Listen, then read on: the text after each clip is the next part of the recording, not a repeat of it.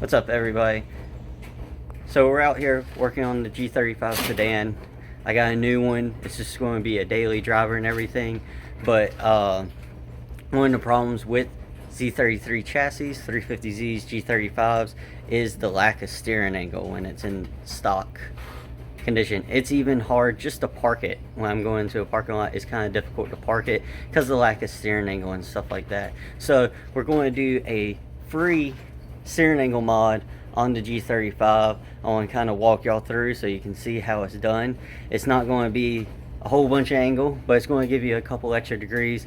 If you're out the track drifting and stuff like that, it will be a noticeable difference between stock and this, and just everyday driving. It's going to be easier to park, turn around, and do things like that. All right, so I'll get to it, show y'all how it's done. All right, so you can see here, this is full lock on a G35, 350Z, Z33 chassis, and you can see it is not a lot at all. Maybe 35 degrees, 40 degrees. The trailing side is even worse. I've already done it on this side, so that's why we got all the tools and everything. All right, we're about to do it on the other side, but I want to do a before and after, so you can see full lock, trailing side, and full lock on the lead side. All right, so we're going to jack it up, and I want to show y'all how to get a couple more degrees out of this. Alright, so first thing we want to do is we're going to jack it up, put it on jack stands, and we're going to remove our wheel.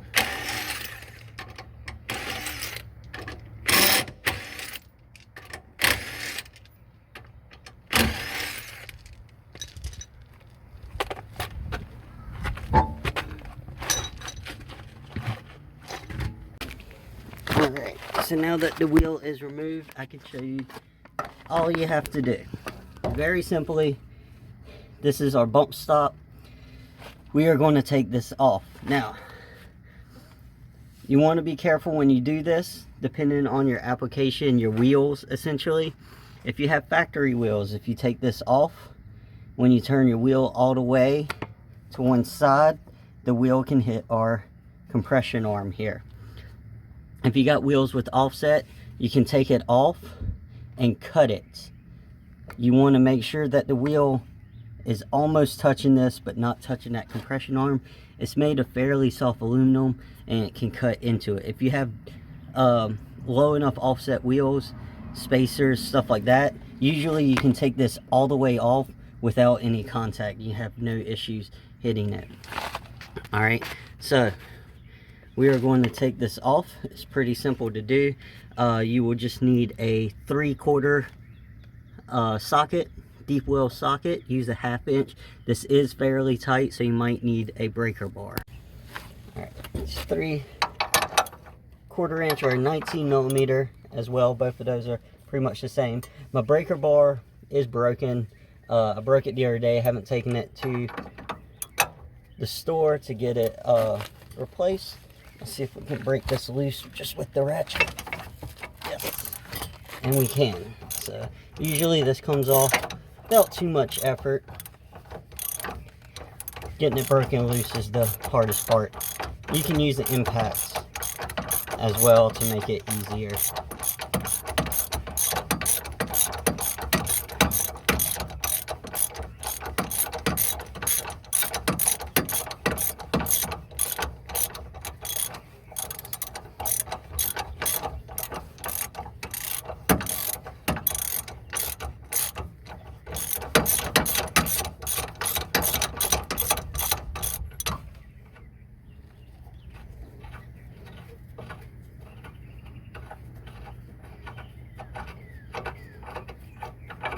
Alright, now I'll toss that into the trash.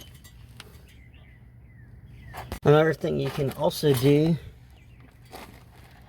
which isn't necessarily for more angle right now or anything like that, you can remove this bracket. So this is what comes in contact with the bump stop. If you cut the bump stop, keep this on, because like I said, that's going to come in contact. I have very low offset wheels, so I'm removing this completely. I'm going to remove this too. If you're using any angle kits, a lot of the angle kits on the market right now will bolt into this little spot here, so that the tie rod adapter will come up and has a spot where those two will bolt to. Now, these are very difficult, mainly the top one, because this top bolt goes all the way through and extends out the back of the knuckle here. So it gets rusted up and corroded back there, and it ends up causing a bunch of issues. However, a lot of times they just both end up breaking because these are steel bolts and an aluminum knuckle, and the dissimilar metals end up causing some reaction and corrosion between the two. All right, so make sure you might have to spray it with some oil. I'm out of penetrating oil. I did this on the other side, and this oil kind of worked better. So make sure you have a 6-point socket. I like to use the impact sockets when stuff is fairly tight. It's a little bit harder, so it doesn't try to flex and stretch open and causes less slippage and everything. Long handle ratchet, you'll need it. Break them loose. You can see the bottom one's pretty easy. The top one is a little bit snugger. So a little trick for getting bolts that kind of corrode and stuff, try to work it back and forth, especially when you put oil and fluids on it. That will kind of work it in through the threads. This one kind of feels like it might be a total loss on that top bolt. It's not giving me any room.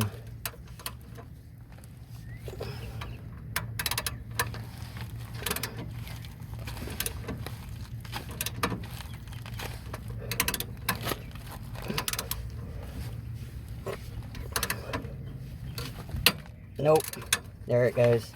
So like I said, that top one is usually the worst part and ends up breaking. I did it on the other side. Both of them came out fairly easy. Well, not easy. Both of them came out pretty decent. That top one was giving me trouble, but I did get it out. This side it broke. So that's always fun. Luckily, I'm not going to do an angle kit on this car because, like I said, this is just a daily driver. I just want a little bit more angle to be able to park. If that does happen and you're putting one of those kits on, you're going to have to grind that flush, center punch it, and drill it out. On my other car I have in my shop at the school, we had to do that for all 4 of the bolts. Drill them out to get them out so that we can put an angle kit on that. Alright, so I got that off. So now we're just going to put the wheel back on, and then we'll see the difference between factory angle and then what we just did. Alright, now that we got the wheel on, we did the mod. You can see a little bit extra angle we got out of it. It's like 2 or 3, maybe 5 degrees, trailing a little bit more. So this isn't super lock or anything, but it does help a lot. I will say this does make a noticeable difference at the track.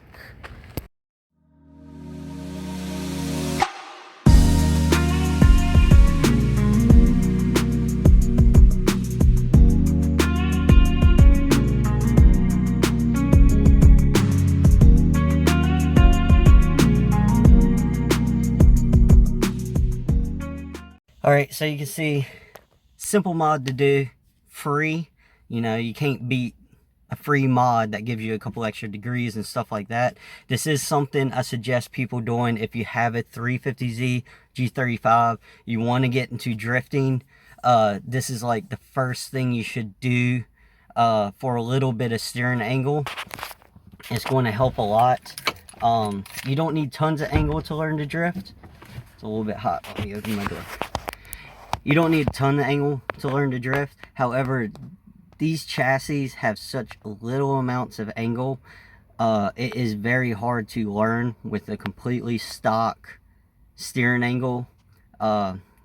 With the bump stops in and stuff like that, you don't have a lot of room where you can start to learn to control the car, and you start to get frustrated and stuff. So doing this is going to give you that extra little bit of room, that wiggle room, so you can learn how to control the car and stuff like that. I believe like stock steering angle on this is like 35 degrees or something. It's less than a 240SX's stock steering angle and stuff. It's very low, and with such a big car, throwing around a lot of weight, especially in the rear with the longer wheelbase and stuff, it can make it extremely difficult to learn how to control this car with such a little angle.